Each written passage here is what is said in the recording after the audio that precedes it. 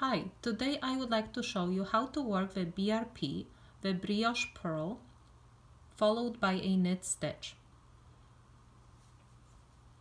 Bring the yarn forward, insert your right hand needle into the slip-on yarn over created on the previous row. That's the slip stitch together with its yarn over shawl,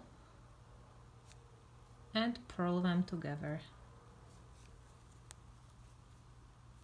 I'm going to knit the next stitch, and again yarn forward, insert your right hand needle into the stitch that was slipped together with its yarn over shawl, and purl them together. One more time.